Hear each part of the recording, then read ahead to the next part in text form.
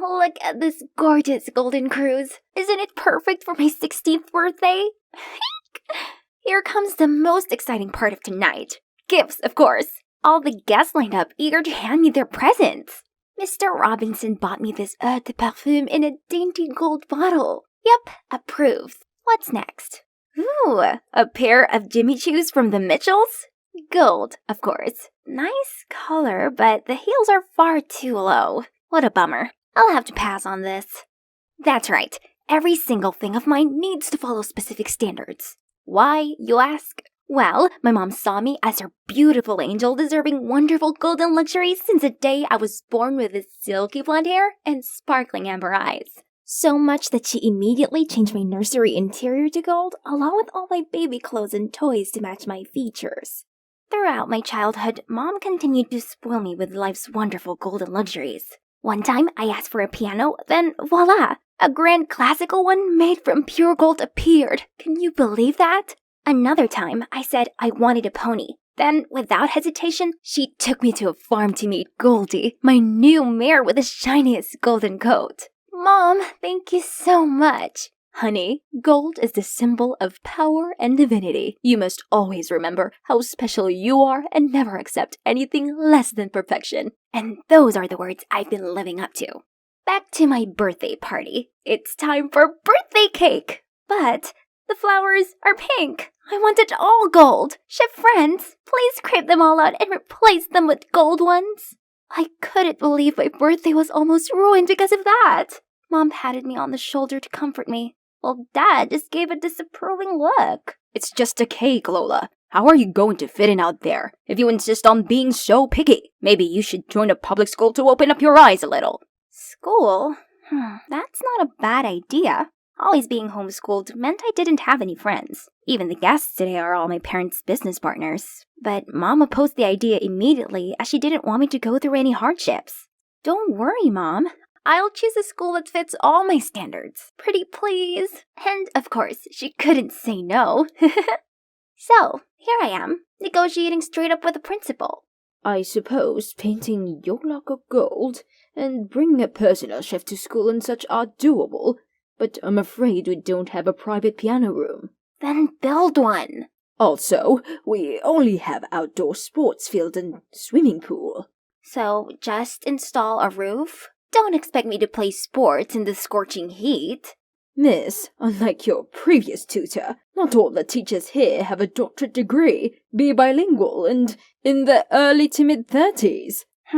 In that case, no biggie.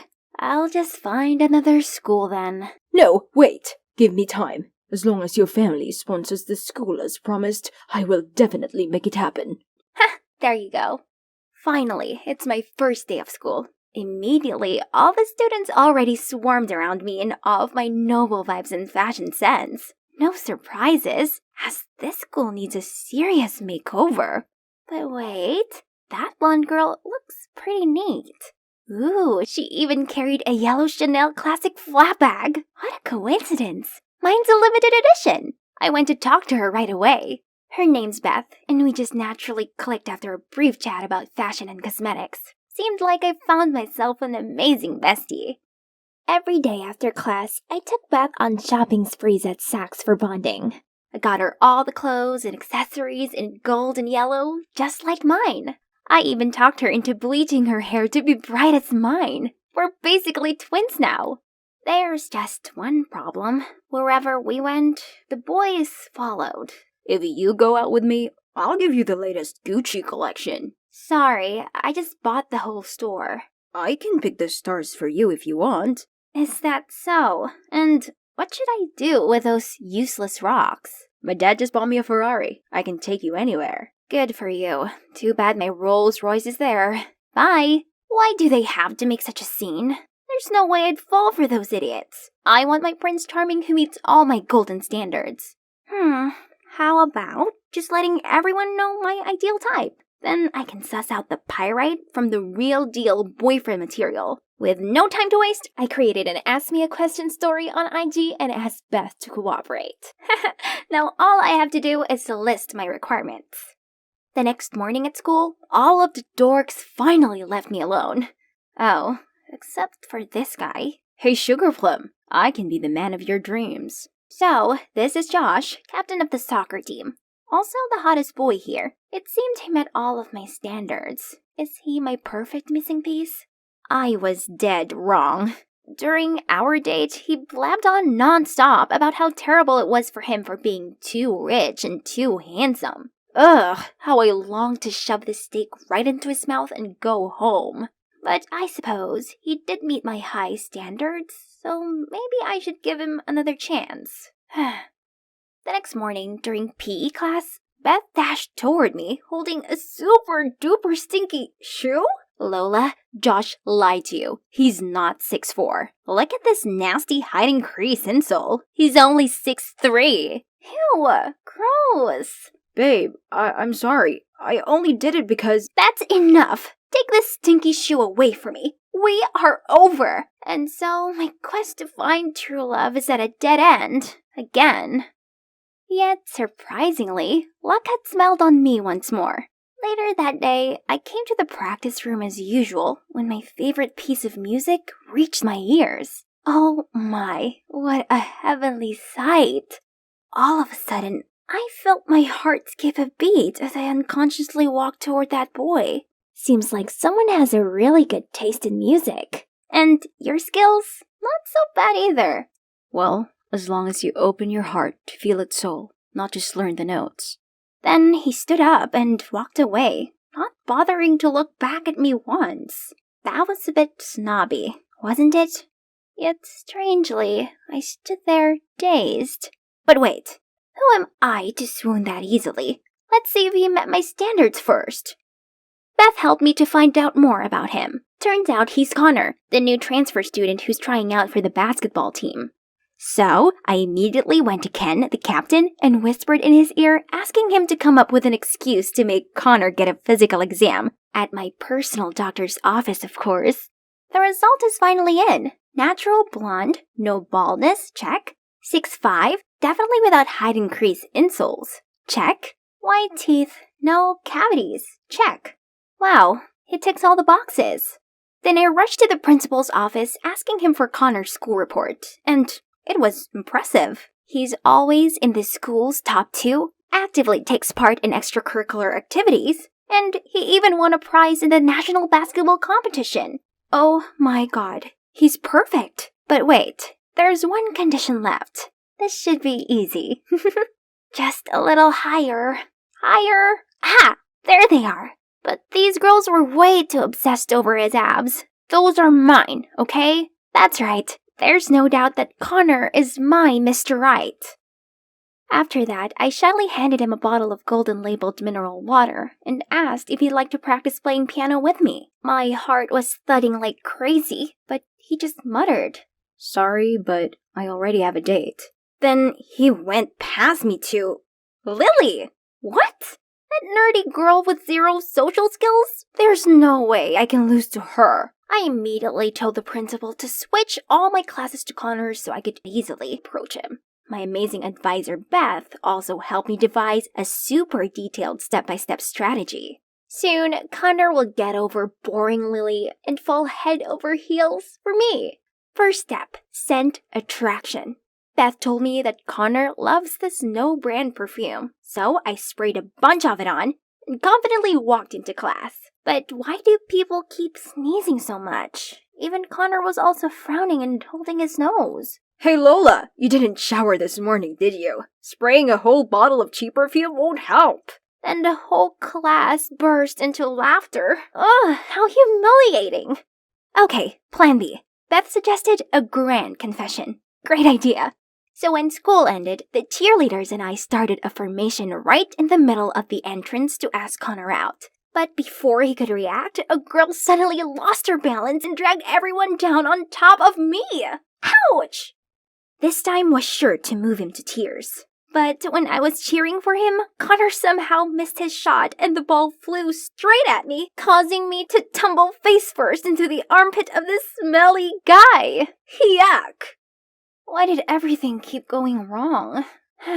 Suddenly, I bumped into Josh. He grabbed my hand and started begging me to take him back. He said he tried all kinds of ways to grow taller and actually managed to reach 6'4" now, so I should stop pursuing Connor and become his princess instead. Jeez, I'm really not in the mood for this desperado. Let go of me! I then ran into Beth while leaving. She came to tell me that she figured out another way to make Connor mine. It seems like he's really into Lily. We have to separate them. So, I called Lily to a corner and told her as long as she stayed away from Connor, I would buy her whatever she wanted. You know, not everything can be bought. Connor isn't interested in you, so you'd better give up. You're just annoying him. What? I didn't expect quiet, nerdy Lily to say that to someone as lustrous as me. Lily's words had been bothering me all day. Was I wrong to continue pursuing Connor? Suddenly, someone ran past the window and splashed an entire bucket of paint onto Lily. I sat there baffled at what had just unfolded, when Connor immediately took his jacket off and covered Lily up. You're behind this, aren't you? You've really crossed the line. Stay away from us. Wait, he thought I did that? It's true I didn't like Lily, but I just wanted her to stay away from him. I never wanted her to be covered in ghastly purple paint. But the worst was yet to come, as the next day, Connor arrived at school with pitch black hair. Your beautiful hair. Why did you ruin it? But Connor just tutted at me and tried to pull Lily away. You know, there's so much more to Connor than his hair color. Do you even like him for him, or just because he happened to meet all of your absurd standards? If you're really into him, why not change your standards for him? I was speechless. Lily was right. I really thought all those standards were enough to make up an amazing boyfriend. Then I realized how Josh had what it takes. Still, I didn't want him. I only wanted Connor. Let's go, Lily. Someone this naive and spoiled will never understand what true love is. Leave her to her scheming.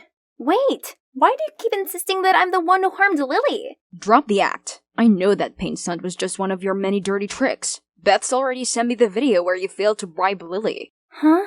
Beth? Why did she do that? I was still clueless when suddenly the principal called Beth to his office. I rushed there to find out the culprit splashing paint on Lily was caught, and he revealed that the mastermind was Beth. At first, she tried to deny it, but when the boys showed us their texts about the deal, she had to tell the truth. You stole everything from me. Before you came here, I was the it girl, but now people only see me as your replica. Why are you so obsessed with that hideous golden color and your stupid standards? I can't believe Josh actually likes you, while I was the one by his side when you dumped him. Huh? So Beth liked Josh all this time? She even accepted to date him in secret. But turned out Josh only treated her as a side piece while he tried to win me back. If I can't have Josh, you can never have Connor. Unbelievable! So all this time, I'd let a fox guard the geese. I couldn't bear this place any longer, so I skipped class and went straight home.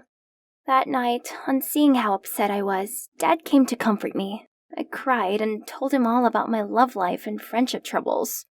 Honey, maybe it's time you saw others differently. Those standards don't mean anything. You should open your heart and allow yourself to see the good in people. Dad was right. I was so dead set on them that I couldn't see the true nature of the people around me. I chose Beth and Josh based on those standards, but both of them let me down. Meanwhile, Connor deliberately broke them, yet I couldn't shake him from my mind. The standards were like my music sheets. I played each note correctly, but I was so caught up in the practical side of it that I'd forgotten to embrace the soul. So the next morning, I went to apologize to Connor for the troubles I caused him and Lily. I just want you to know, I really like you, no matter what color your hair is. But may I ask you one question? What is it about Lily that you like so much? What? You think I'm dating Lily? She's my cousin. Uh-oh, this is so embarrassing.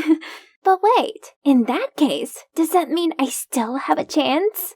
Do you remember when you were 10, you participated in a children's piano contest? A gold necklace was stolen from the hotel you were staying at. Yeah, I just have a vague recollection about that incident. The suspect was a blonde boy, a female employee's son, but I noticed the necklace peeking through a man's pocket instead. Leave the boy alone! This man is the thief! So that kid was Connor? He was grateful and super impressed with the innocent and righteous girl back then that he recognized me right away the day we met again. However, when he saw how cocky I was, he thought I'd changed for the worse and ignored me. Now I see the admirable girl I know is still there after all this time, so I wouldn't mind if we start getting to know each other anew. Really? Wish me luck this time, you guys. I can't believe I'm standing here in the middle of this frenzied concert with a crowd of crazy fans cheering for this Isaac guy, who I don't even care about. Hi, I'm Hazel, by the way. When I agreed with my friends to go on this road trip all the way to Carolina to attend a skydiving festival, well, this wasn't exactly what I was expecting. Yeah, that's them, Ivy and Zoe, the girls who tricked me into thinking this, their idol's concert, was the opening of the festival. There I was, eagerly awaiting some amazing aerial display or something, but instead, I was stuck in Fanville. Ugh, why were they so loud? My hearing better not be permanently damaged from this. And as you can see, being the only calm one here, they placed me in charge of their fan cams. Worse still, why did I specifically order these custom matching hoodies for us all? It made me look like I was part of these groupies. Finally, this din was over, but I was stuck amongst the slow-walking fans, and where were my friends? I couldn't even call them as my battery had died. I'll just get a taxi back to our Airbnb rental, then contact them from there. I'm too exhausted anyway. Let's just get out of this place ASAP, forget about this chaotic night, as I'll be having a bird's eye view of the world at the actual Fall Fest tomorrow, and that's all that matters. Wow, this festival had everything going for it. From attentive service, amazing live music, and great food. It was so worth enduring that awful concert for. Everything was going great, until I saw Ivy's panicked face. Girls, it's our beloved Isaac.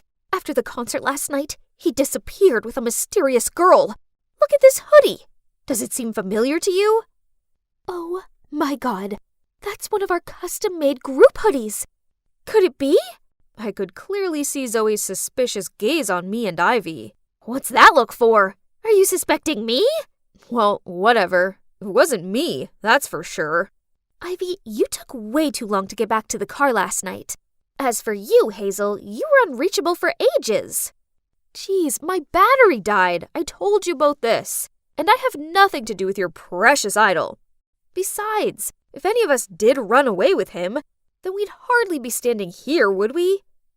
Anyway, you two can stay here and doubt each other if you want, but I'm going skydiving. Then I stormed off. It's so frustrating that I've been dragged into this. My phone only died thanks to their stupid fan cams. That's enough. Let's just forget about it. I won't let anything ruin this moment. Guys, look! I'm amongst the clouds! 10,000 feet above the ground, and my breath is literally taken away. No matter how many times I've done this, it still feels just as thrilling as the first time. This adrenaline rush was crazy! Whoa, that was amazing! Thank goodness I managed to capture some spectacular footage of the beautiful city of Chester. Hang on. When I was close to landing, my camera spotted a familiar face. Zoe. Wasn't she meant to be preparing to fly? So why was she talking to someone in the parking lot? It was really weird. Looking closer, the strange man was Isaac, the missing singer. I didn't see it wrong, did I? I immediately called Ivy and we quickly ran to the parking lot. Gotcha! You better have a good reason for this. Isaac? Are you really? So, you're the one who ran away with him last night? Zoe couldn't say a word at that point and kept trying to avoid eye contact with us. But eventually, under the harsh questioning from Ivy, she found her voice and told us everything. So, last night, when we were separated in the after-concert chaos, Zoe was trying to find us when she accidentally bumped into a guy in disguise. Guess what? Yep, it was none other than Isaac McGuire in the flesh. She almost screamed out his name, so he immediately covered her mouth and dragged her away. Realizing that Isaac was being chased, Zoe then put her hood up to cover her face and followed him without a question. This hectic schedule was just too much. I can't even remember the last time I had proper time for myself anymore. I need a break. Ugh, and I didn't care. But Ivy sure looked like she was going to drop a tear for her poor idol any second now. Well, you see? It's an emergency. I couldn't help but give him a hand. Then we've already parted ways last night, but my manager has been able to track me down, so we had to run away ASAP. All I have with me is this phone, so I really need your help. And that's when we start to hear some whispers. Someone seemed to have recognized Isaac, so without delay, we immediately jumped into the car.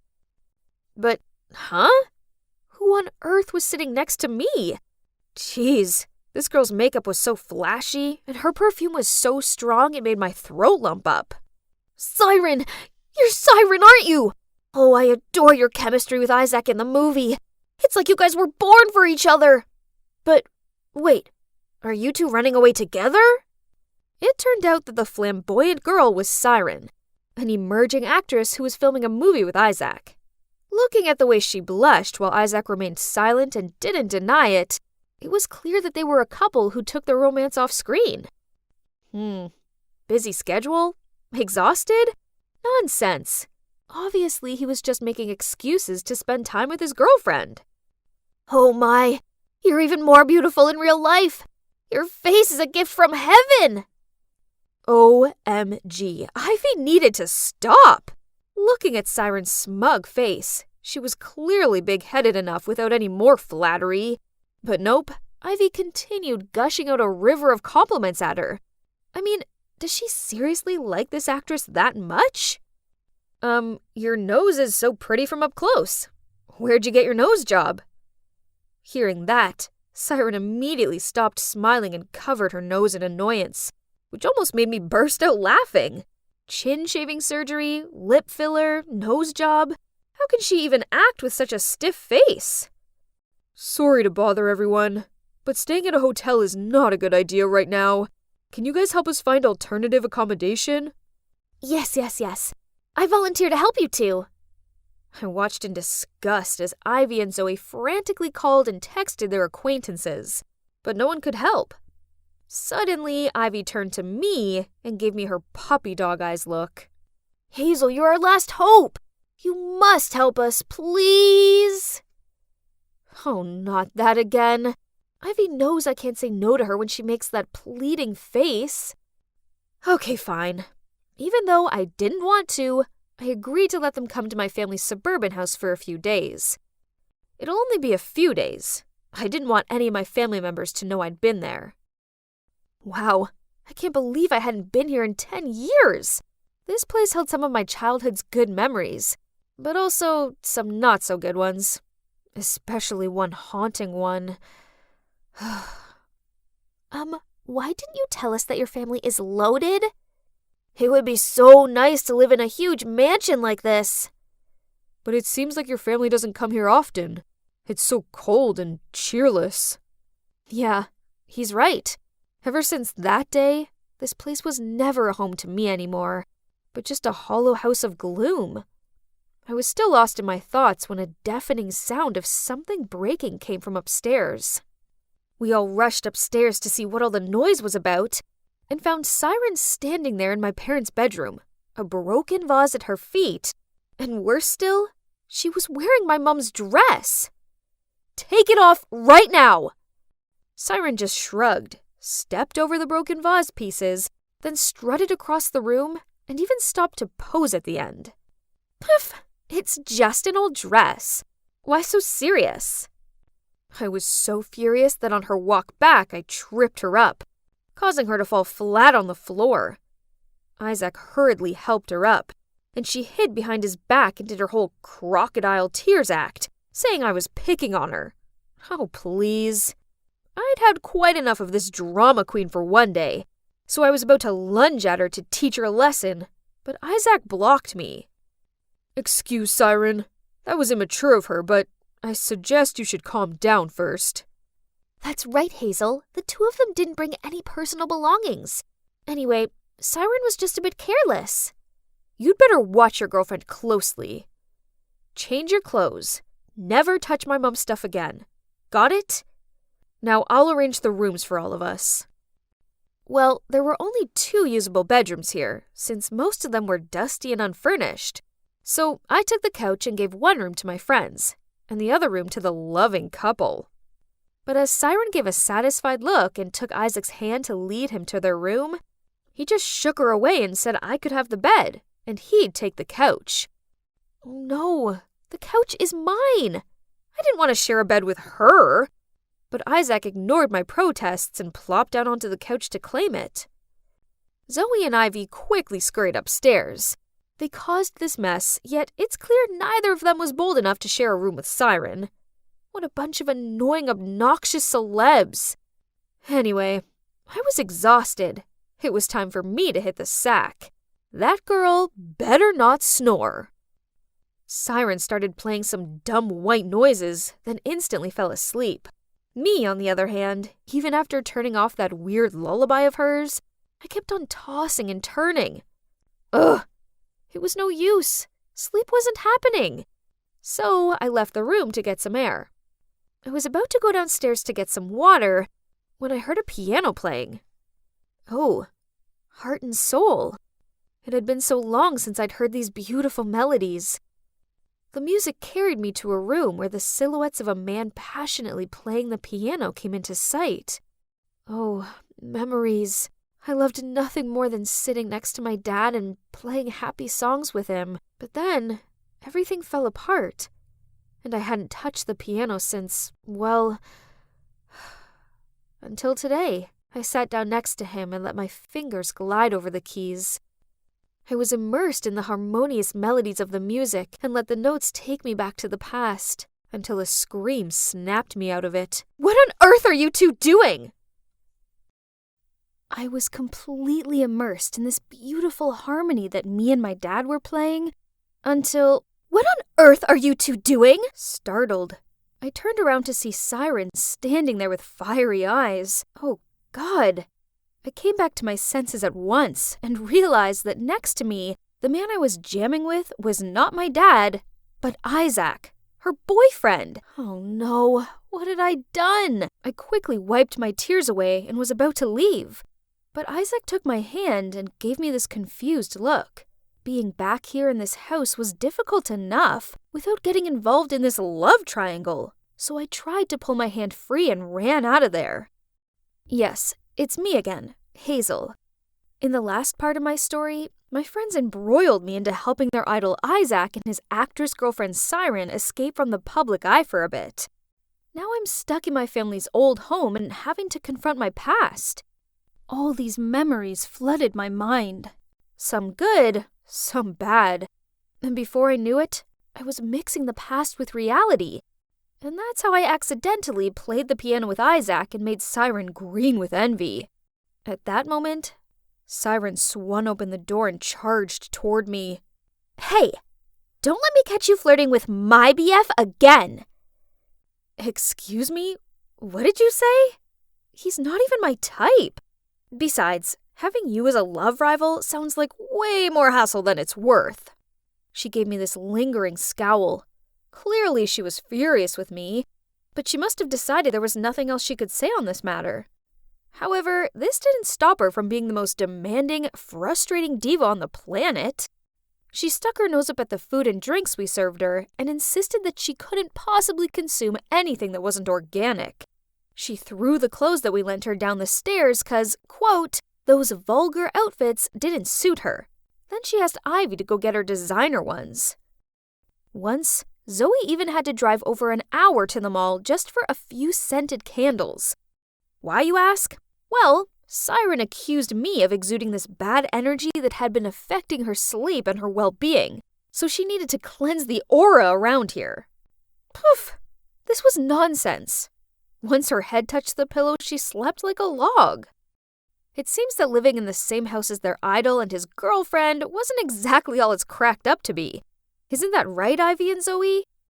However, contrary to Siren the Nightmare, Isaac surprised me quite a lot by actually being a great help around the house. He was an excellent cook and a dab hand at fixing things. Okay, I admit that I used to think he was just one of those useless celebs out there, but it seems he had no problem with pulling his weight. Anyway, this manner of his did somewhat make up for the obnoxious attitude of his girlfriend, which made this whole thing a bit more bearable. Until this one time. We were rowing on the river near the mansion. Well, I was rowing, to be exact. Just me, as what could we expect from our two superstars? But it's pretty out here, isn't it? It was Siren's bright idea, as she wanted some new Insta photos. You're probably wondering where Zoe and Ivy are? Yep, they're scouring the shops a few towns over for ethical foie gras. Look at her, saying she's feeling sick she couldn't row. But apparently she was well enough to smile for the camera and strike dozens of different poses. Suddenly, Siren decided to stand up to get better lighting, which made the whole boat shake. I shouted at her to sit down, but then before I properly knew what was going on, the boat was turning sideways and I tumbled into the water. I flailed my arms and legs out and tried my best to raise my head above the water, but it was no use. I couldn't stop myself from sinking beneath it. I honestly believed this was it. The world started to darken around me, when suddenly, an arm grabbed me and pulled me ashore. "Hazel, can you hear me?" I slowly opened my eyes and saw Isaac's worried face peering down at me. "Hazel, thank goodness." He gently helped me sit up, then asked me if I was all right. For a few fleeting moments, the warmth from his body made me flush. Clearly, nearly drowning had made me delirious. I mean, I couldn't have feelings for him. Could I? Before I could ponder on this thought any more, a drenched Siren dripped her way over to us. "Isaac, why did you rescue her instead of me?" "Siren, this is not the time for being dramatic. I was hardly going to come to you, an expert swimmer, over Hazel who was actually drowning." Hearing Isaac say that, she rolled her eyes, then stormed off, leaving a wet footprint trail in her wake.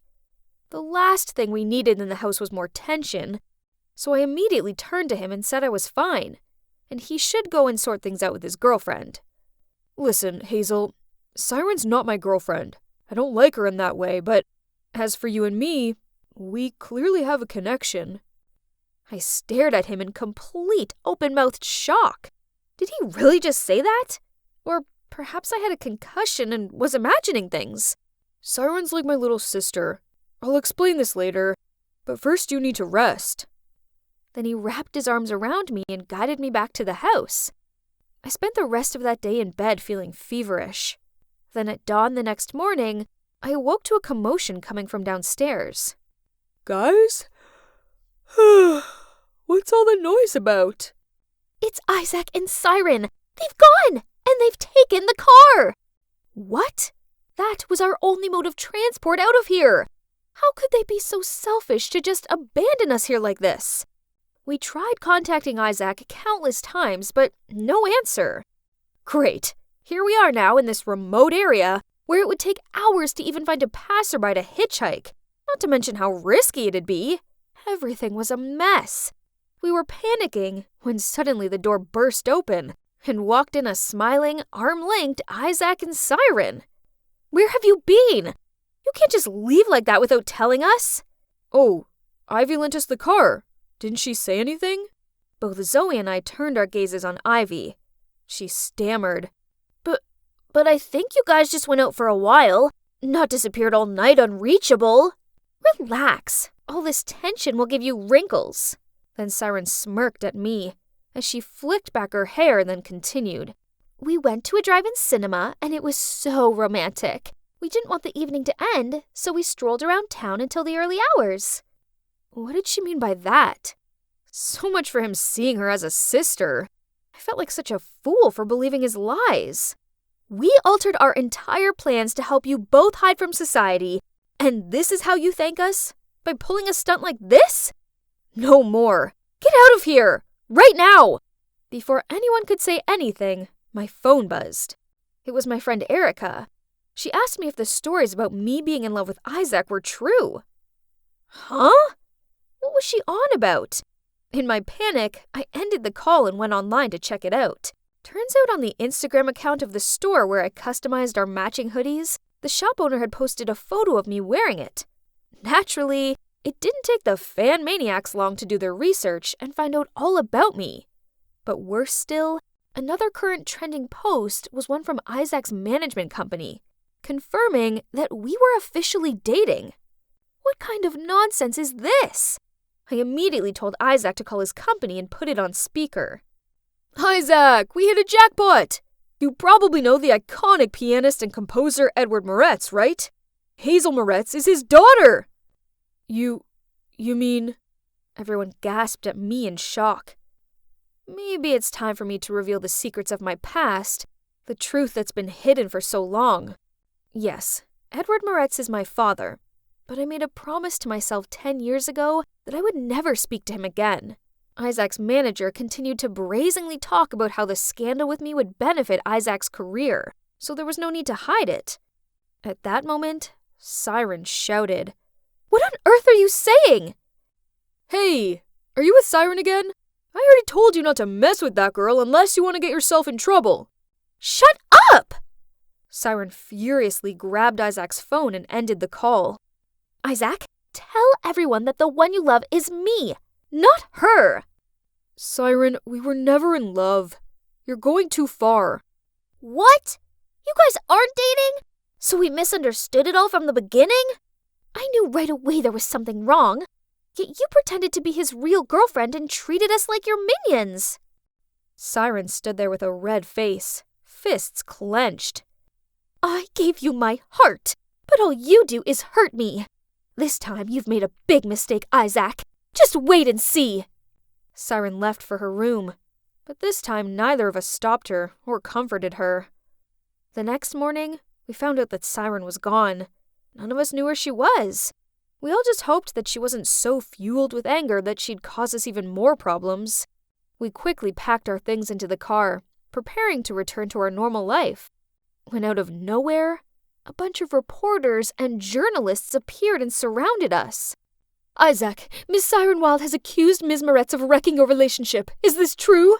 Does that mean you ran away from all the shows to go on a secret date with Ms. Moretz? Ms. Moretz, your father was known for breaking not only yours but also another family apart, all for his own selfish needs. Are you following in his footsteps? Scary flashlights were everywhere. Suddenly I found myself transported back to that terrible day 10 years ago when Dad's affair went public, and the reporters hounded us in this exact same spot. Those heartless flashlights are just as intense now as they were back then. A memory of my mom's distraught face popped into my mind. Puffy eyes, tear-stained cheeks, a fearful look. Yet the reporters were relentless vultures, firing questions at her regardless of her vulnerable state. That's the day I made a promise to myself that not only would I never pursue music, but I'd also never forgive my father. Amid the panic, an arm pulled me into the car, and we drove away from the crowd. It was Isaac. He put on some piano music to help calm me down, and he continued driving, eventually stopping at a small grocery store. Hazel, please drink this. Sorry for dragging you into all this. The thing is, I've been unhappy with my management company for a while now. They won't let me make the music I want to, but I didn't expect them to go as low as forcing me into their web of lies just for fame. I know how you feel. I used to long to become a pianist like my dad, but then he crushed my dreams. To further his career, he cheated on my mom with another married woman and left our family behind. I grew to hate the complex world of artists. I vowed to never become one of them. And then I gradually began to despise the sound of the piano, too. I'm sorry to hear that story. But art isn't to blame. It reflects lies genuinely, doesn't it? I heard your piano melodies and you are truly gifted. Be honest with your feelings and don't let anyone else interfere with them. Trying to deny your own passion and emotions will only make you miserable. Isaac's right. I'd let my dad's mistakes alter the pathway to my dreams. Not making music made me miserable. It felt like there was a part of me missing, one that nothing else could fill. Why should I be the one to suffer like this, when it hadn't even been me that done anything wrong? Look at me now. Can you believe it? I've rekindled my passion for piano, and now I'm happier than ever. After all that runway pop star drama, Isaac left his management company and collaborated with me to make music for true art.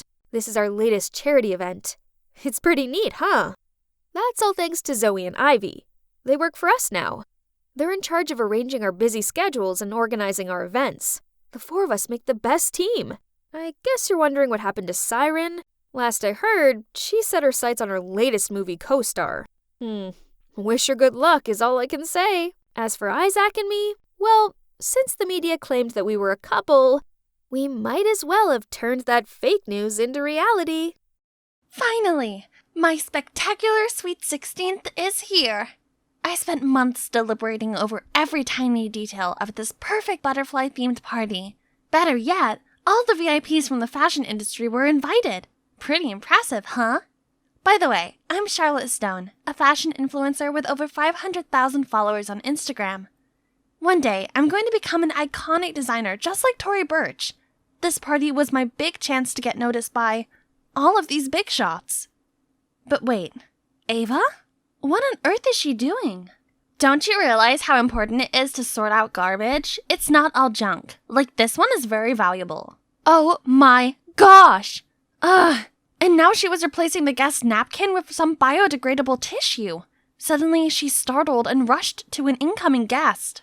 Your scarf! Is that real mink fur? You ruthless monster! Oh no, that was Trixie Maxflower, the famous drag queen, who's now strutting off in anger thanks to my sister's outburst.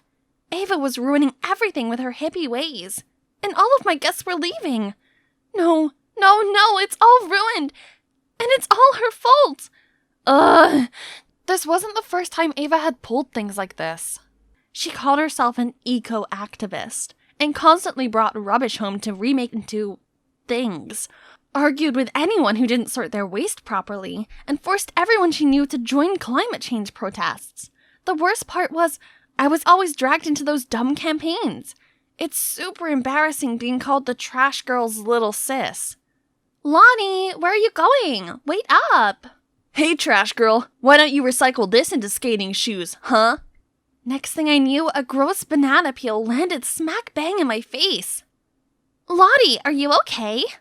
No! My party was going perfectly until you barged in with your lunatic eco-anxiety.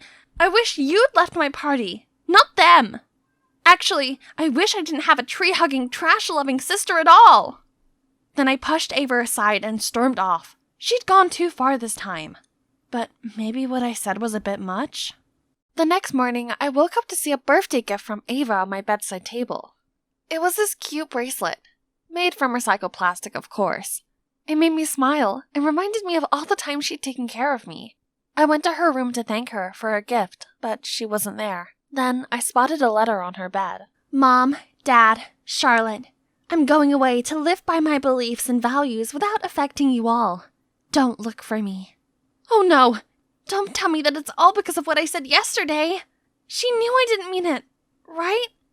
I'm sure she'll calm down and come back soon. But then 1 week passed, then a month, and now it's been almost 2 years and my sister still hasn't returned home. We've looked for her at environmental events, but still had no hint. Until one day, I stumbled upon a YouTuber who talked about discovering an eco-friendly island run by a community of environmentalists. That sounds like Ava's style. Wait a minute, I've seen this before. This island looked just like the one from the picture hanging in Ava's room. There it is! That must be the island's coordinates! I gotta go find my sister! Oh boy, that was a long ride. Now I just need to find a boat that will take me to the island. Let's check the map. Huh? These aren't my stuff! Right at that moment, a woman reached me. Hey, what are you doing with my bag? I quickly apologized and returned her bag, then rushed back to the train to find mine. But I was too late. No phone, no map. What to do now? I asked around, but no one had heard of this eco-island. Hopeless, I slumped onto a bench, when suddenly a man tapped my shoulder and told me that his boat was heading to that island. I followed him to the harbor, but when I saw the boat, I immediately changed my mind and turned to leave, but the man wouldn't let go of my hand. I tried my best to resist as his 2 scary-looking crewmates headed towards us. Oh no, this isn't gonna end well. Let her go! Noah, is this a kidnapping? Should I call the cops? Panicked, the man let go of me, then grumbled and left. I trembled in shock, and it took ages for my heart rate to return to normal. I can't imagine what Ava had to go through out there all this time. Why are you trying so hard to get to the Eco Island? It doesn't seem like you're seen. Now that I'd calmed down and looked at this guy properly, ooh, he was cute. And he knew about the island? Turns out he's a former resident and was now taking his sister there. I asked him if he knew anyone named Ava Stone, but he shook his head, saying that most people who came to the island changed their names to start a new life. Okay, so I just have to see for myself if Ava was actually there. However, Noah said he couldn't help, because the island has strict rules concerning newcomers. So I had to lie that I was also an eco-activist to convince them to bring me along. And ha! It worked!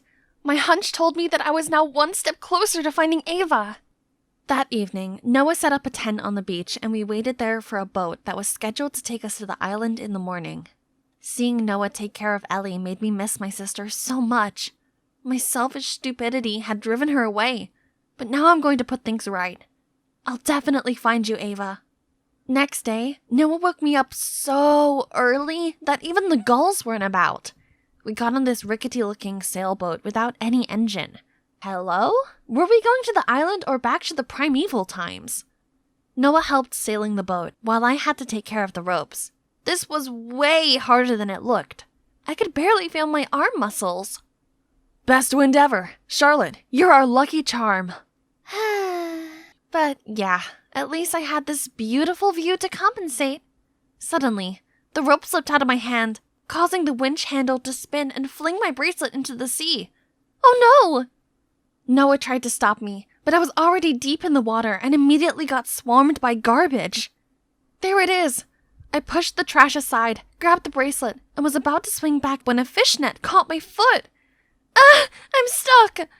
While struggling, I saw a dead sea turtle, tangled in plastic bags, drifting by. Is it foreshadowing my own fate? Then, I felt a tug on my waist, and suddenly I was rising above the water. Through coughs and splutters for air, I saw Noah. He'd saved me again. How could you be so foolish? You're lucky I reached you in time. No, you're the lucky one who just got yourself a new girlfriend. Me? What's wrong with you? Your actions could have killed yourself and my brother, and all you can think about is flirting? I'm sorry, but that bracelet is really important to me. And I'm serious. What is your type of girl, Noah? Me? Oh, maybe someone mature and brave? Got it. From now on, I'll be more mature then. By the next dawn, I could finally see our destination. But right when I stepped foot on the shore, two men who seemed to be village guards stopped me. You said you were bringing one sister, not two. Who is she? She's with me, Noah said. I tried my best to convince them, but they insisted on following the rule. No outsiders on the island. I didn't want any drama. All I wanted was to find my sister. Hey, the chief is coming! Jeez, what else is happening? I grabbed Noah's hand and hid behind his back. Please don't leave me alone. I won't. With my eyes closed, I heard someone step in and the female voice said, "What's all this commotion about?" Wait, that voice! I took a peek at the village chief. It's Ava! Ava? Is it really you? Charlotte? I found my sister. I rushed to hug her as tight as I could. I've missed you so much. Oh, little Lottie, how did you get here? I've missed you too. I'm so sorry for what I said. It's okay. I've forgotten about it already. Come, let me show you around. Turns out, the day she left home, she gathered like-minded people to come to this island and save its ecosystem. They built this village and a dike to protect the island from rising sea levels. When Ava asked me about my journey here, I told her all about the struggles I had to go through and how Noah had saved me. You like Noah? I guess so, but what's wrong with that? I mean, you always hated my eco lifestyle, but Noah and you do know we share the same mindset, right? That's true. They had many things in common, while I was like living in another world to them. It's okay. I've changed a lot since the last time you saw me, Ava. I was wondering if I could, stay here for a while. Ava agreed. Yay! Now I will have some more time to persuade my sister to go home and to win my man's heart. So, as the newest member of the village, the next day I started helping everyone with their tasks, like collecting coconuts, making DIY stuff, and planting corals. I even made use of my fashion sense and came up with stylish designs that were also environmentally friendly. Although Noah was too busy to see my creations, other villagers were very excited about them and often visited my workshop to try on new clothes. Hey, Sunshine, these designs are top-notch. You're like a tailor goddess. That's Sam, my coworker at the workshop. He seems odd, but he's actually a genius who could create technological devices out of scrapped materials. Each day he gave me a different kind of weird gift. This guy was definitely having a crush on me. But even his unicorn bicycle made from seashell couldn't move me, as I only had eyes for Noah. Speaking of Noah, he just walked past my workshop, right on time to show him this new material. I eagerly ran towards him, but stopped as Ava suddenly pulled him toward the hammock, leaned closer, and whispered something in his ear. What? So, when Noah said he preferred mature girls, he meant Ava? But what was my sister thinking? She knew I liked him. After that day, I couldn't concentrate on anything because of those two. Noah started to make excuses to not clean the coral reefs with me. And guess who was behind it all? Ava! Ouch. Great. I accidentally just stepped on the sea urchin. So I was rushed to the medical hut. Ava also came over to ask if I was okay, but I refused to talk to her. Or Noah. The wound swelled up, and I still couldn't walk normally a few days later. Surprisingly, Ellie started being nice and took care of me, and even went spying on Noah and Ava for me. Those two are made for each other. I even saw them secretly kissing a few times. They're the perfect king and queen of this island. Now there is no doubt that they're dating behind my back. How could Ava do this to me? Feeling betrayed, I dragged myself to the workshop. Maybe work can distract me from all this mess in my head. But here I was, stuck with Sam and his cheesy pickup lines. You must be exhausted, 'cause you've been running through my mind all day. Just leave me alone. I stormed out of there, but tripped and fell over. Right then, a hand reached out to help me. It was Ava. Jeez, she's the last person I want to see right now. You don't have to pretend you care about me. You know full well that I like Noah, but you still got with him. Charlotte, what are you talking about? I'm leaving today, and so should everyone in this village. This place is for cowards who ignore the real eco-problems that are happening in the outside world. There, I'd let it all off my chest. But unexpectedly, the villagers came out of the bushes, holding decorations and a birthday cake with my name on it. They were throwing a surprise party for me. Oh no, I didn't mean to. Disheartened by my words, they all left. I guess you saw me with the chief when we were planning your birthday surprise. There is nothing going on between us. I thought you'd grown up, Charlotte. But I was wrong then. God, the guilt I felt right now was killing me. Frustrated and ashamed, I knew I couldn't stay here any longer. I waited until everyone was asleep to sneak to the beach and set sail on a small boat into the stormy night. But I couldn't make it far before a giant wave engulfed me and the boat. This is the end, I guess. But when I opened my eyes, Noah's face appeared in front of me. Did you just save me again? No, the chief did. But where is she? Noah didn't say anything, but just looked glumly out to sea. Wait, this is not happening. My sister can't be out there, right? No. How can I live knowing that my sister drowned because of me? Are you crying for your missing shoe? I turned around to see Ava, alive and well. Ava, thank God! I giddily jumped towards her, but ouch, I forgot that my leg was still hurt. I'm so sorry for how stupid and selfish I was. Don't be foolish next time. Nothing's going on between me and Noah. He's all yours. I looked at Noah and we both turned tomato red.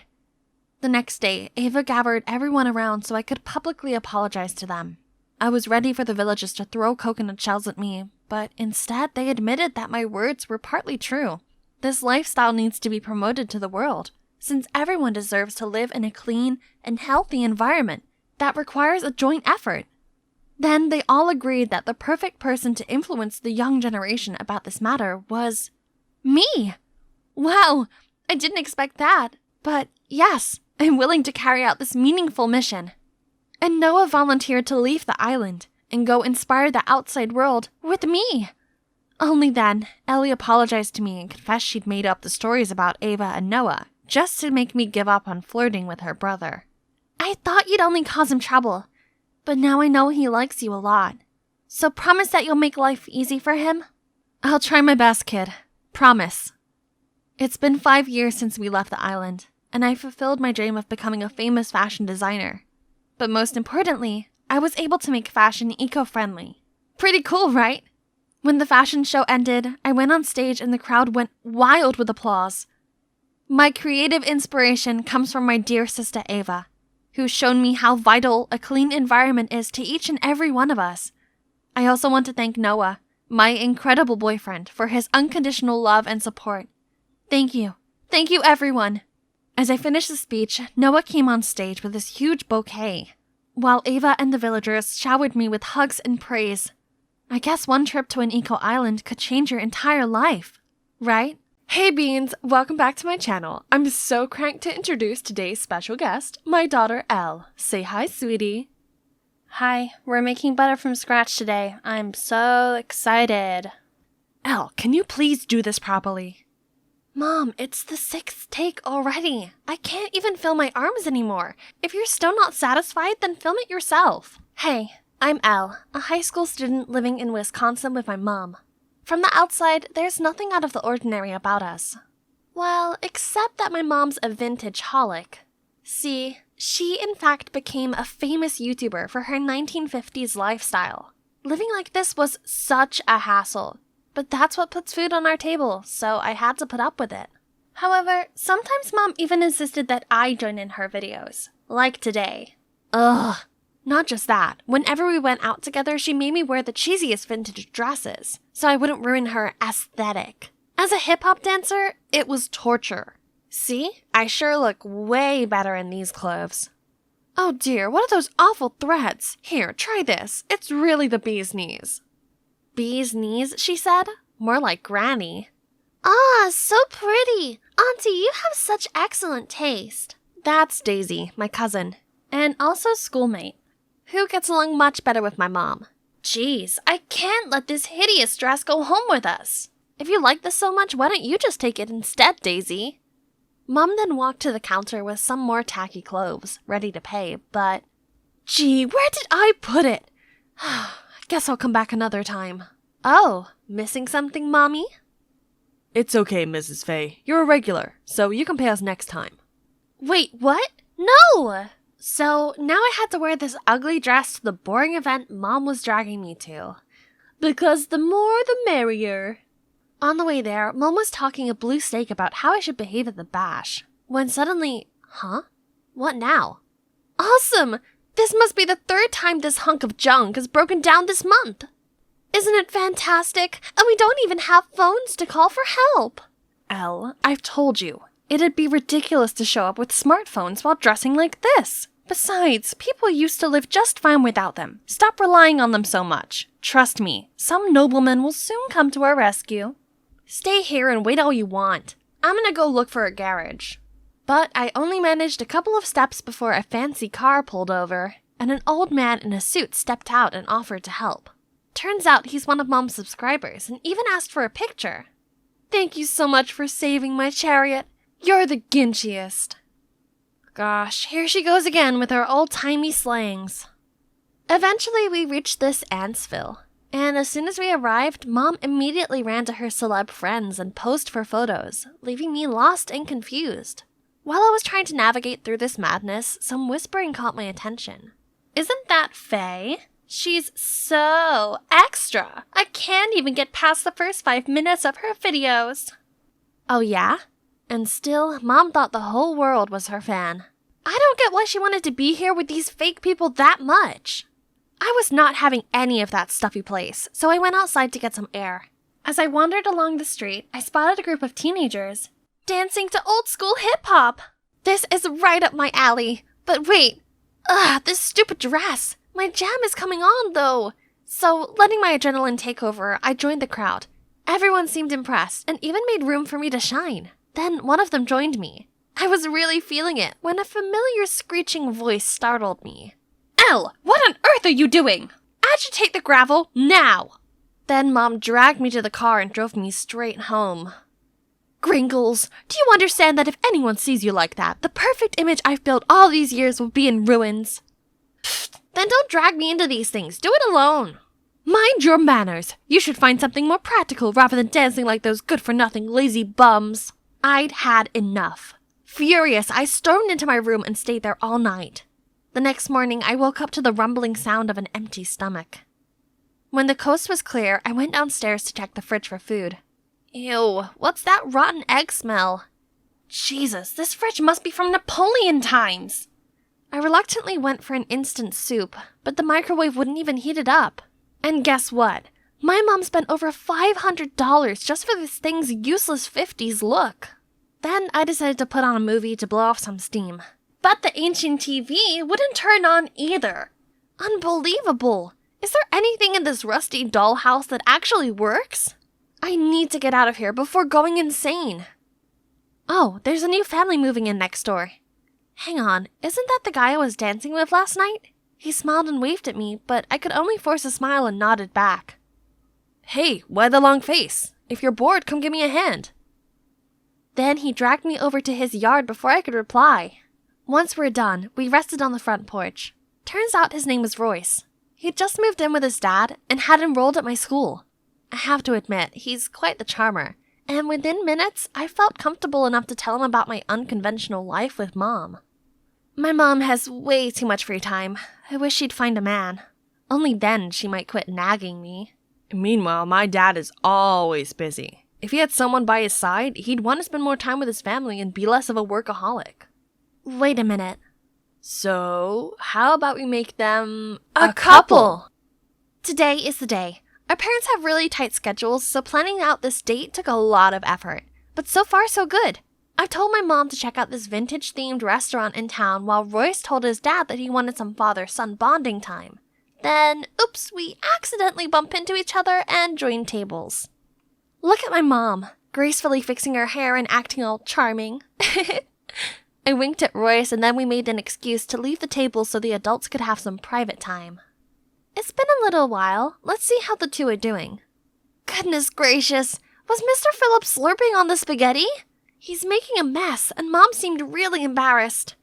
We immediately rushed inside to save this date before it's too late. At the end of the evening, we thought the worst was behind us. Mr. Phillips walked out without holding the door open for Mom, making it swing back in her face.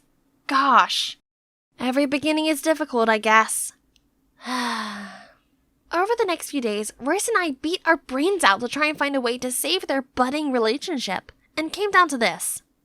Mom, I twisted my ankle during practice. Can you please pick me up? Hey, Dad, I forgot my wallet at the practice room. Could you pick it up on the way home? Then we waited until our parents showed up and went inside to lock the door and even turn off the lights for dramatic effect. I immediately heard my mom's horrified scream. Then the room went quiet. I bet Mr. Phillips calmed her down. We waited a few minutes before calling the security guard to open the door. But contrary to our expectations, the one being hysterical was Mr. Phillips, who was now sobbing in my mother's arms. Wait, what? Turns out Royce forgot that his dad, who always sleeps with the light on, is in fact nyctophobic. There goes plan B. This was bad. Everything kept going south and the clock was ticking as Royce's dad had to leave for another business trip soon. We can't accept defeat like this. There must be something your dad's really good at, right? I don't know, he's good at fixing stuff. Ha! Then we know what to do next. While Mom was taking a shower, I waited for my plan to set in motion. 3, 2, 1. Ah! Elle! Help me! I ran over to her to see water shooting out from a broken faucet. After a couple of minutes of struggle, I called Royce's house for help, aka Mr. Phillips. As soon as he arrived, he went straight into the bathroom and helped Mom out of that pool. He looked way too cool, just like Superman. Now, time for his forte to speak up. As expected, he fixed it all in a blink, and Mom even invited the two of them to stay for dinner as a thank you. Great! During dinner, Mr. Phillips kept praising my mom's cooking. He admitted that this coziness reminded him of the good old days. Seeing things escalate between them, Royce and I finished quickly and excused ourselves to give them some time alone. My dad's right. I can't remember the last time we sat together, as a family. Then he told me that his parents divorced a few years back, and due to his dad's work, they were always moving from place to place, which really wore him out. Seeing his sad gaze made me feel so bad for him. I just wanted to give him a hug. Hold on, what nonsense was I thinking? I immediately brushed off that weird thought, and we chatted until late. The next day at school, I was talking to Royce as usual, when suddenly our conversation was interrupted. Oh my god, aren't you the new guy? How do you know him? Huh? Where did Daisy come from? And is befriending Royce something strange?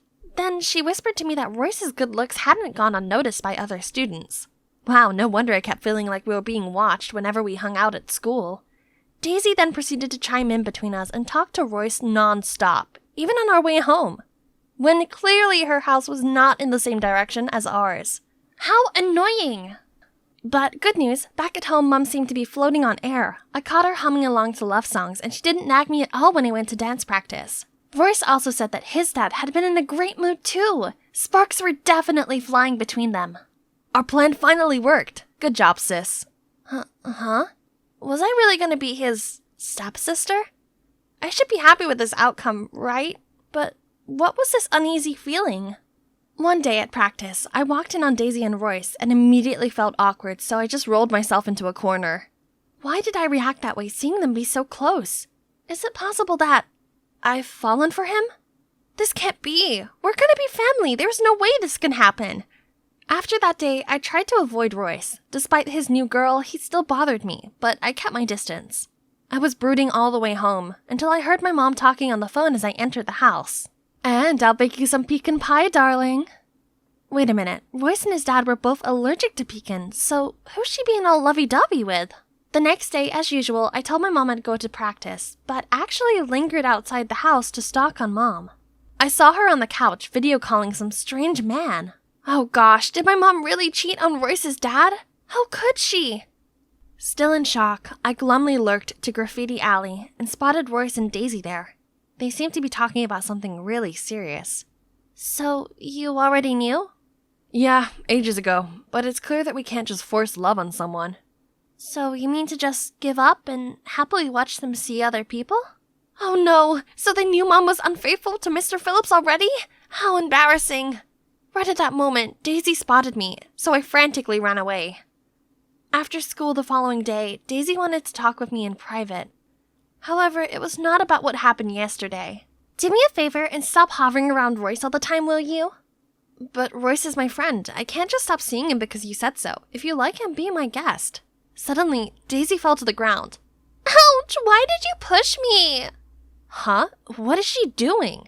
At that exact moment, Royce showed up and worriedly checked on her. Okay, now I know what's going on. Sorry about that. Let me give you a hand. When she was just about to stand up, I shoved her. Now you know what my real push feels like. I noticed Roy's stunned look, but just walked off. Now that I don't seem so great in his eyes anymore, he'll stop approaching me. Sweetie, what's wrong? What's wrong? This is all your fault. If you didn't cheat on Mr. Phillips, everything would be fine. What do you mean? Cheating on whom? Then my mom burst out laughing after I told her. Turns out they never dated. They both saw through our matchmaking plan early on, but decided to just be good friends. And the person I saw Mom video calling with was her boyfriend, but she hadn't introduced him yet because they'd only started dating. But why set us up in the first place? Finally, I had the chance to tell her how I truly felt about being forced into her vintage world and not being able to pursue my love for street dancing. Mom was quiet for a second and then said, Gee, how silly I've been. I've been inspiring strangers to go after their dreams, but I stopped my own daughter from pursuing hers. I felt so much better after pouring my heart out. I also mentioned Royce's situation with his dad, and she promised to talk to him about it. Hang on. This means... Mom, so you and Mr. Phillips are just friends, right? Immediately, I ran off to find Royce. As if on cue, the doorbell rang, and it was... Daisy! What game is she playing now? If she's here to mess around, come at me already. But surprisingly, Daisy apologized. I'm sorry, I was just blinded by jealousy. And there's nothing going on between me and Royce. He in fact already rejected me the day you saw us at the graffiti alley. Also, he asked me to give you this. I opened the box to see an adorable keychain with I love you on it. Oh my, is this a love confession? But there's also a note saying, I'm leaving for another city. Till we meet again. No! I sprinted to his house right away. Oh Lord, he's already packing. Without thinking, I hugged him and started sobbing. So, you read my message? Yeah. And what do you think? I feel the same, but you're leaving for real? Then, his smile turned playful, and he admitted he was just messing with me. Turns out he was going away, but only for a few days, for a dance competition. Really? That's awesome! But I can't forgive you for tricking me yet. So, yeah. Although we couldn't get our parents together, us two actually became a couple, so our matchmaking scheme isn't a total failure, right? We were even able to change a few things for the better. For instance, Mom spoke to Royce's dad, and he agreed not to move for the time being so his son could settle in. Mom also promised to check in on him when his dad's away on business. As for our family, my mom no longer tried so hard to act like she's not living in 2023. She now sometimes includes modern elements in her vlogs as well. And I even become a regular guest on her channel. Hey Beans, today my fiance and I are baking this fab coconut cake, along with my daughter and our boyfriend. They are hip-hop dancers. Check out their channel if that's something you fancy. They're really the cat's pajamas. I'm standing in the middle of the room wearing this extravagant dress and a glittery mask. All eyes are on me, but I can sense how ingenuine they are. This is supposed to be my sweet 16th, and yet all of these guests were complete strangers. Ugh, it's all that slimeball Gregory's fault. Actually, this OTT party was all down to him. Oh, hi, I'm Vivian, but my friends call me Viv. My mom, Jacqueline Mars, is one of the wealthiest people on Earth. So I grew up thinking massive mansions, gigantic pools, and a floor entirely for toys was the norm. Well, at least I did until I turned 10. That day I was playing in my life-size dollhouse when I heard talking coming from the other side of the fence. I peeked over it and saw a woman and a girl around my age who looked kinda weird. Curious, I spoke up. Hey you, why do you dress so funny? Pardon? What did you say? You don't even have shoes on. That's so silly. You're the silly one. Bet you've never tasted this before, huh? So try it. Spoiled rich kids like you always look down on others. While in fact, you're no use to society. I just stood there dumbfounded as the security shooed them away. I never meant to offend her. I was just curious. So I rushed inside the house to find Mom and ask her about this. Oh, honey, not anyone can be as wealthy as we are. That means you don't have to worry about a thing, sweet pea. Now go play so Mommy can work, okay? Even to this day, Mom's words still linger in my ears. I've grown to resent my family's wealth. I just wanted to be a normal kid. That's why, by the time I got to middle school, I convinced Mom to let me transfer from my private school to a public one and wipe out everything about me online, so no one would know about my influential family. I get the bus to school, buy clothes from thrift shops, and prepare my own lunch instead of bringing the gourmet dish the chefs make for me. A perfect normal life. Until Gregory, Mom's so-called boyfriend, showed up. He sticks his big nose in everything. Thanks to him, Mom wouldn't stop nagging at me about my clothing, my trashy public school, or how I gotta stop hanging out with the mediocre kids. Ugh, he is driving me insane. And to top it off, he gave Mom the idea of throwing me a 16th birthday party. I hate attention. Mom knows this. But what Gregory wants, Gregory gets. This could be an opportunity to introduce her to society and gain new associates. It'd be good for her when she takes over business in the future, blah, blah, blah. Poof. Please. The only thing that man cares about is himself and his associates, not mine. In the end, I agreed to a masquerade ball, on one condition. Mom has to stop interfering with who I should or shouldn't hang out with, especially my friends at school. And that brings us to the present. Right when the host announces that it's time for my first dance? Huh? My what now? Ugh, Gregory! I was confusedly looking around to find a partner when suddenly a hand grabbed me. Birthday girl, come dance with me. Ugh, what a creep. Let go! Can somebody help me with this? Suddenly, a boy around my age appeared. Oh my. He has the most beautiful gray eyes I've ever seen. Excuse me, sir. I believe the lady has agreed to have her first dance with me. Thank you, handsome stranger. As we danced, I couldn't help but stare dreamily into those gorgeous eyes of his. We were about to leave the dance floor when he whispered in my ear, Wait here. I'll be right back. Who would have thought a superficial party like this would lead me to my perfect guy? Suddenly, I heard a snapping sound behind me, and as I turned around, my mask fell off. Oh no, a paparazzi cut my mask string. I tried to cover my face with my hands, but it was no use. Luckily, Mum rushed over and hid me behind her. Sorry everyone, but the party's over. We had a great time and hope to see you all again soon. Then she led me back to my room, while the security showed everyone the way out. From that moment on, my ordinary life ended for good. My face was plastered all over the internet as the billionaire Jacqueline Mars's daughter. Now everyone at school is looking at me funny. I don't get it, guys. I'm still the same old Viv. Oh, there my besties are. They would surely have my back, right? But nope. As I approached them, they went ballistic on me, saying how I don't trust them enough to confess about my actual background, so from now on we're no longer friends. This is so unfair. I never asked for any of this.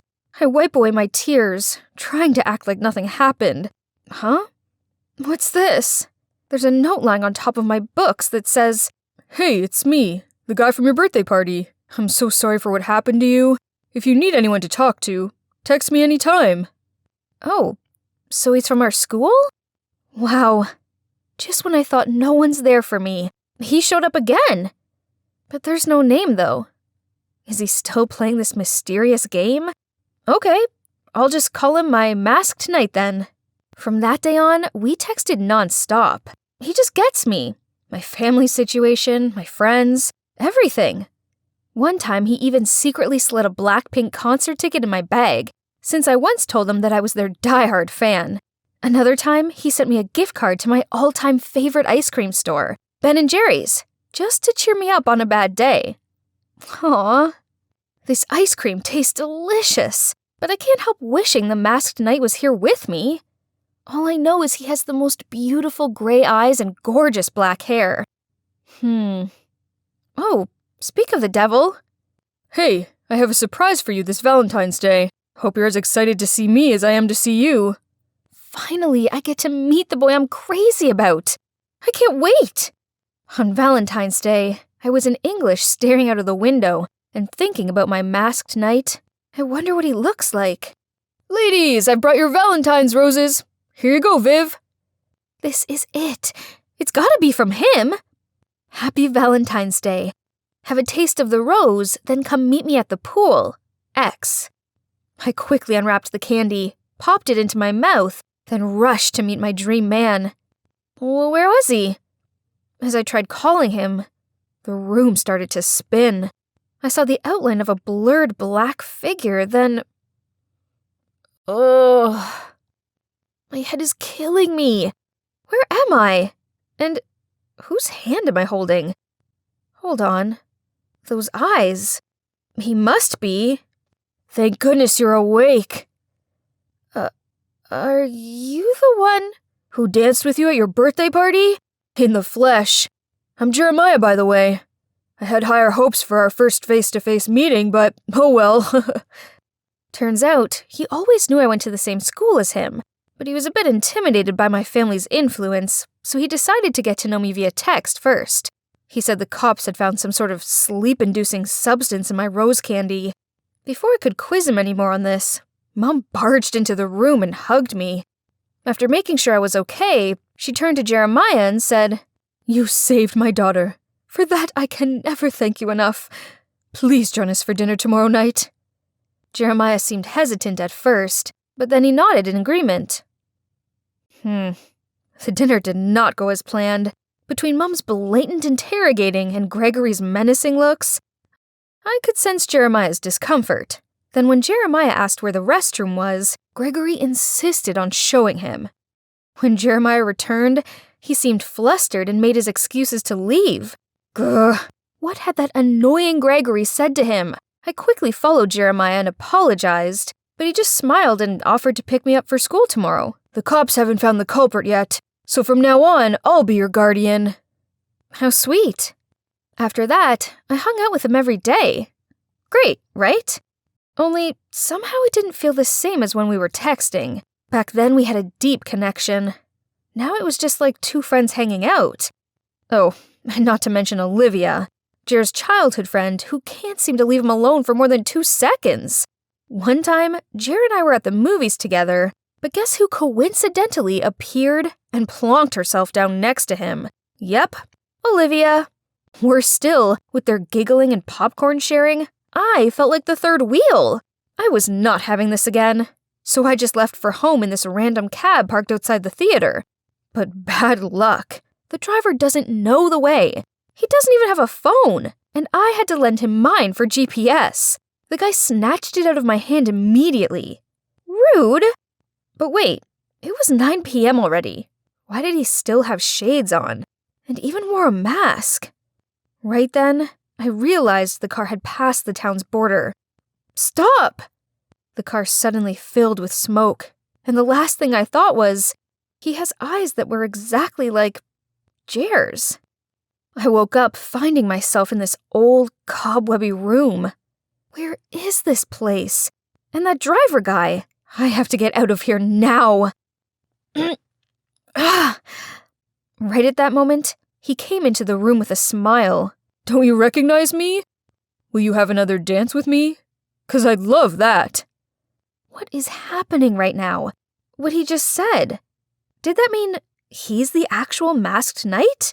Maybe that's why I don't feel connected to Jeremiah. Why did Jer lie to me then? So many questions popped up in my head. Then suddenly I heard a car stop outside.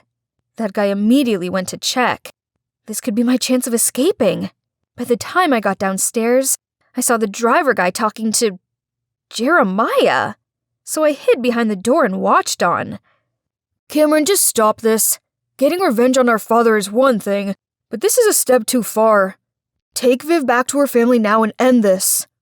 I know this looks bad, but trust me, I'd never hurt Viv. I didn't mean for her to fall into the pool. That's why I jumped in to save her. But I need her as bait to show the world what that jerk Gregory is like. He doesn't deserve to be her father. I muzzled myself in shock.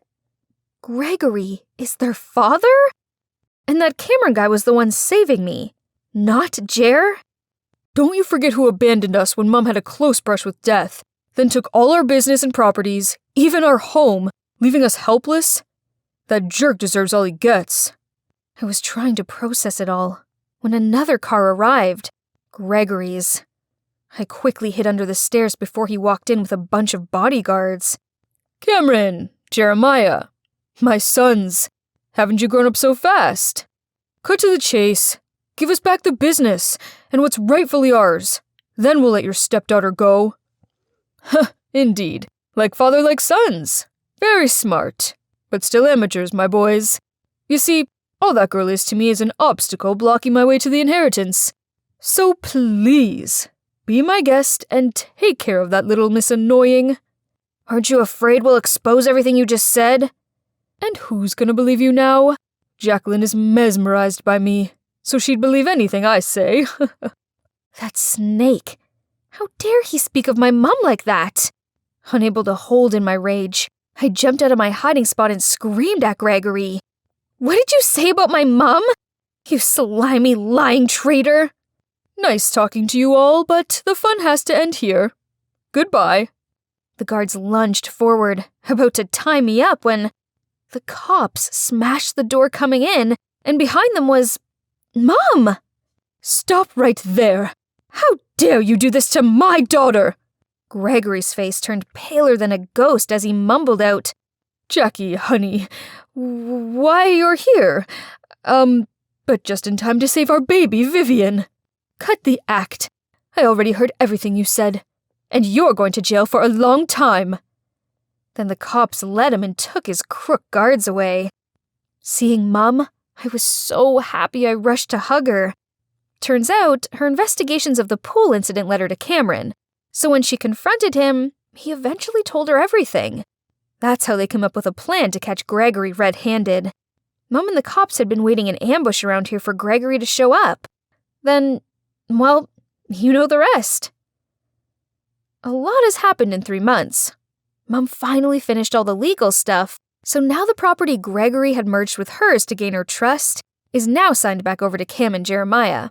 I realized that being wealthy isn't a bad thing, especially as it means with influence like this, I can help other less fortunate people and really make a difference. Now I help Mom with her business and her charity work, and I'm really enjoying it.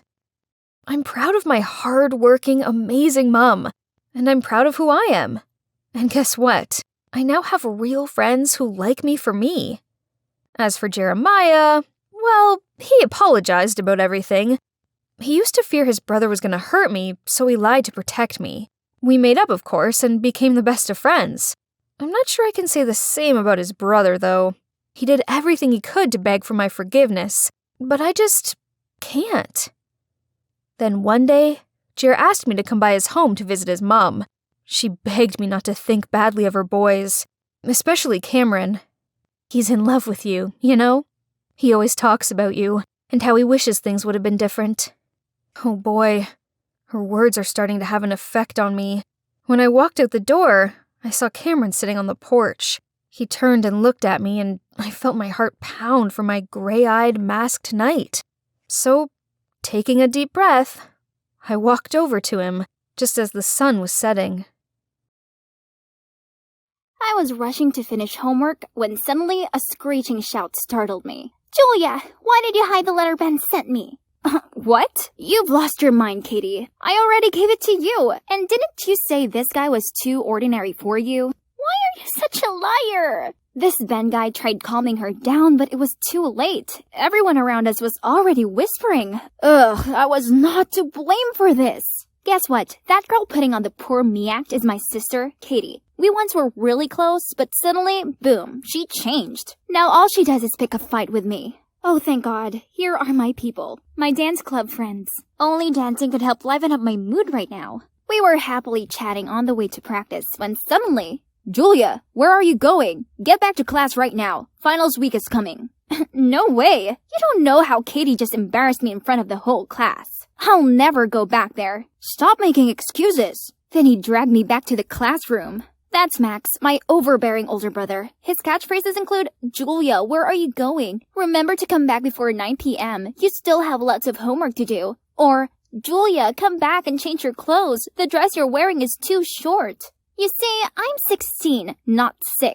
Why does he keep treating me like a child? Worse still, this semester, he decided to move to my school to be able to watch my every step or something. Ugh, it's unbearable. After school, I came home exhausted, but unfortunately, this awful day was not over yet. Dad was there waiting for me, my report card in hand. Julia, there's not even a single B on here. Those dumb equations just wouldn't stick to my head. Dad, I've tried. Tried, you say? So it has nothing to do with you skipping school to go dancing, huh? Oh no, in her hand were a bunch of pictures of me practicing.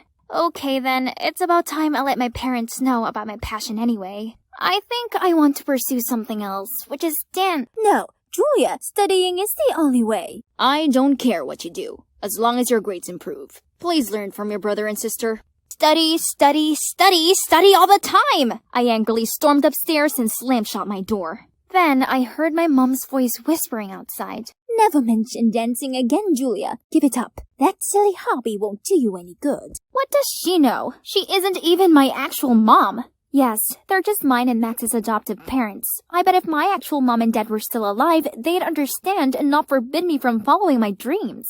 But life is too cruel, as our parents died 10 years ago in a traffic accident. Then Max and I were in an orphanage until we were adopted and came to live here with our adoptive parents, a biology professor, a housewife, and their daughter, Katie. After a restless night of overthinking, the next morning I trudged through the schoolyard like a zombie. Suddenly, a tall figure crashed into me. Ouch! The guy apologized profusely. Then he told me he hadn't been paying attention as he was too engrossed in a cool video. Oh, this is our club's dance video I posted yesterday. We immediately started chatting. So, his name is Daniel. He's a new transfer student here, but already a big fan of our club. We were watching another video together when his phone screen popped up a message. Hey, are you free tomorrow night? Katie? Oh, that's definitely my sister Katie. Why does she have to appear everywhere? Anyway, after I parted ways with Daniel, I excitedly ran to the practice room to tell my friends about our new hardcore fan. I waved at them, but they just ignored me. Weird. Hey guys, what's wrong? Don't you know? Julia, yesterday your mom called everyone asking to disband the club. Your mom even blamed me for being a bad influence and distracting you from studying. So please, stay away from us from now on. What? My mom said that? How did she even know their numbers? You're welcome, Pumpkin. I've helped you introduce your dear friends to Mom. They seem to get along really well, don't they? Katie? Again? Why am I even surprised? I stumped after her. Then from afar, I spotted Daniel waving at her as they passed by each other, and she immediately turned on her flirty mode. I suddenly thought up a great idea. Well, just wait and see, my beloved sister. When Katie walked off, I quickly ran over to chat with Daniel, and it didn't take long for me to lure him into my trap. My friends are all going on about the new Jurassic World movie. Have you seen it? I want to watch it too, but I have no one to go with. Is that so? Actually, I was planning on seeing that movie this weekend. Let's go together. Bingo! The fish has taken the bait. Katie, you took away the one thing I love the most, and now watch me do the same to you. That Saturday night, I happily went to the cinema in a pretty dress. No sign of Daniel yet, so I got to my seat first. But, Julia, what on earth are you doing here? Oh, Katie, the prey even showed up by herself. Nice. She immediately jumped on me, accusing me of stalking and ruining her date. We argued loudly until a member of staff kicked us out. A few days later, Daniel and I met at a cafe he chose. But right away, I saw Katie at the next table. Again. She seemed to be waiting for someone.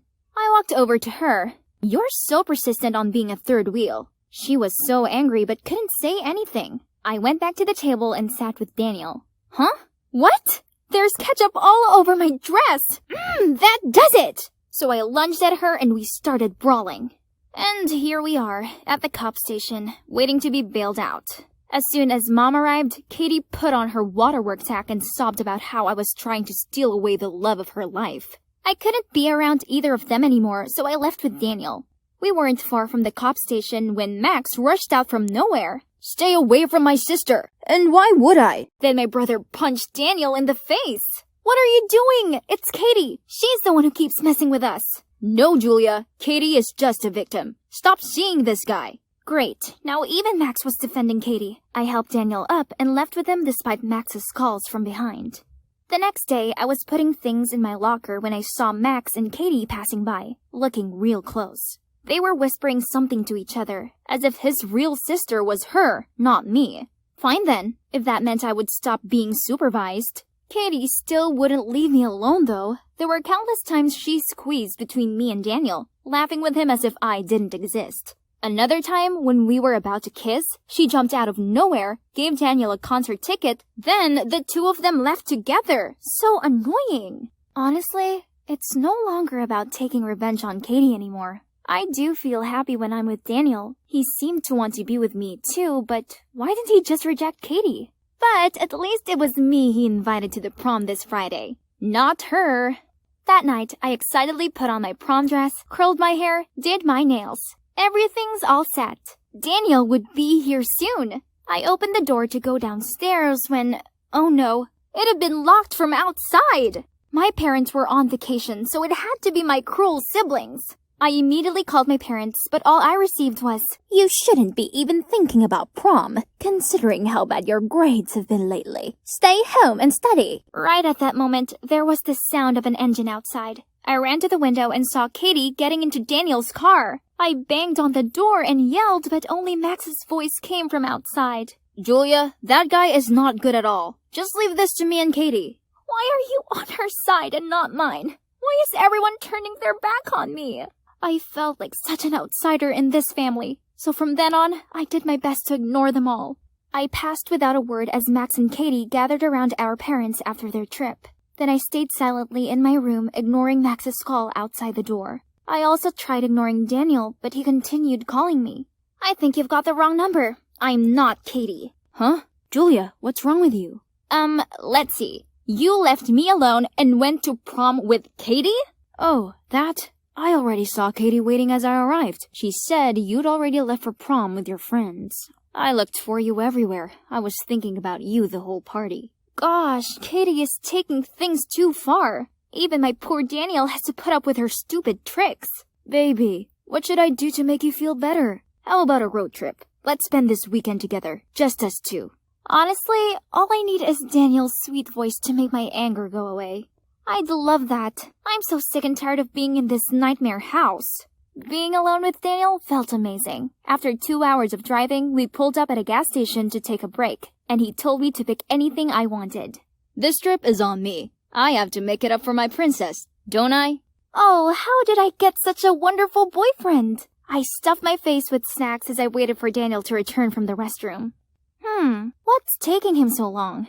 Just as I was going to step outside to look for him, the cashier stopped me. I'm sorry, miss. You haven't paid for those. Also, your friend left you this. Then he gave me a bunch of papers. One of them was a note saying, Surprise! Take this as your first life lesson, honey. Don't be so gullible. If you're wondering why you deserve all this, go ask your lovely brother Max. Dan. I stared down at the other papers. Receipts! This came to hundreds. He'd grab all these random things, including 5 boxes of Mountain Dew. Is this for real? How could this guy be the guy I was deeply in love with just seconds ago?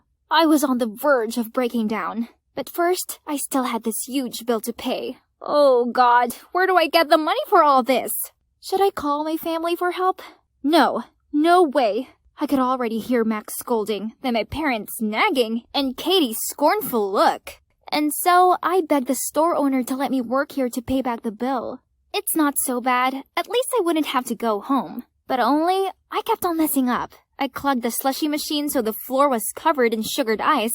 I knocked over the sunglasses stand while cleaning and constantly counted change incorrectly. It was a disaster. Maybe if I'd pay more attention in math, it wouldn't be this bad. I tried everything, but all I did was create more trouble instead of paying back the money. Eventually, they kicked me out. And now all I can do is sit at this abandoned bus stop, not knowing where to go or who to find. Thinking about my life with my family before made me tear up. If only... Suddenly, a familiar car stopped in front of me.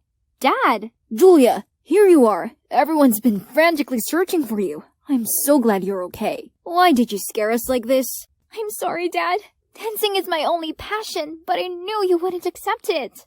No, Julia. I'd never stop you pursuing what you love. I used to think you were just making up excuses for being lazy. Right at that moment, another car pulled over. It was Max, my mom, and even Katie. What on earth are you doing? If you keep acting like this, Mom and Dad will kick us out. Max, why would you think such a thing? Max let go of me, then hesitantly said, I know you take education very seriously, so I always try my best at school. Julia and I are just adopted, so... Actually, I'm adopted too. I've overheard this once from Mom and Dad. So ever since then, I was scared they'd love Julia more than me and throw me out. Oh, my baby, it's true. We adopted all 3 of you. This doesn't change a thing. You're our children and we love you all, and only wish for you to care and look out for each other. Whoa, this was all too much to take in. My emotions were all over the place and I didn't know whether to smile or cry. Secrets only make us misunderstand one another, so from now on, we won't hide anything, okay? On that note, I'm sorry, honey. Let me tell you all this one last secret that I've been keeping to myself all these years. It turned out that my adoptive mom was mine and Max's biological dad's ex. After our parents died, she offered to take us in. Our adoptive dad didn't know the story behind that, and he only knew about an ex of my adoptive mom who was a pro dancer. Mom was so afraid Dad would find out about me and my brother's true identity and be angry, so she tried her best to hide my dance talent. But she never expected her husband to be this generous and understanding. So, all problems were resolved and family peace was restored. Oh boy, I miss home so much. But now was not the time to go back. Us 3 siblings had one more important task. Expose Daniel. Can you believe that Daniel turned out to be my brother's best friend from his old school? Daniel misunderstood my brother's friendship for love, so when Max rejected him, he felt like a fool and started causing problems for Max. That's why Max transferred schools, but Daniel followed him there. Knowing Max loved his two sisters very much, he deliberately approached us both and played tricks to make us resent each other. After that time at the police station, Max told Katie about this and worked up a plan to expose Daniel. We found Daniel's current partner and invited him to meet them at a diner. Then we told him everything his boyfriend had done. Needless to say, he was so angry he finished with Daniel and exposed his true face to the whole school. Facing a barrage of criticism, Daniel was scared and apologized to the three of us and promised to make up for it. Well, now that I have a happy family, I can freely pursue my dance passion. What else do I need? Just looking at Daniel being subservient is enough to satisfy me.